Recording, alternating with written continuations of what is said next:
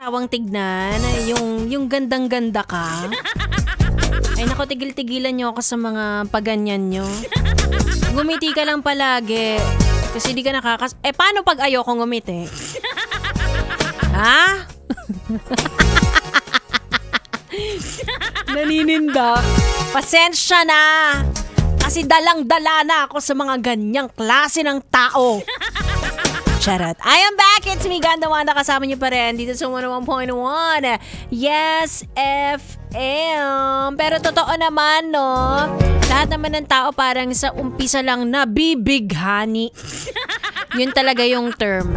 Ito yung mga tipong gandang-ganda ka sa kanya, tapos nakikita mo yung mukha niya sa kung kani-kanino. Ganun, mga nakakasabay mo sa jeep, sa bus, ganyan. Ay, nakita ko na naman yung mukha niya sa ibang tao, sa konduktor. Kasi lagi mo siyang iniisip, ganun. Diba? Tapos sa dulo, mababuisit ka na kasi kapag naiinis ka, nakikita mo rin siya sa ibang. Mabilis magsawa yung mga yan. Lahat ng pambobola, ibubuhos sa'yo para lang sabihin sa dulo na alam mo, nagsasawa na ako sa'yo. Kaya mahirap kapag nagkakagusto ka tapos ang basihan mo ay ganda.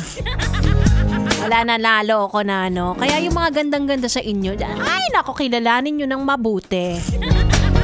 Baka gusto lang kayo kapag meron kayong eyelashes, makeup, kapag nakapustura lang kayo, ganyan.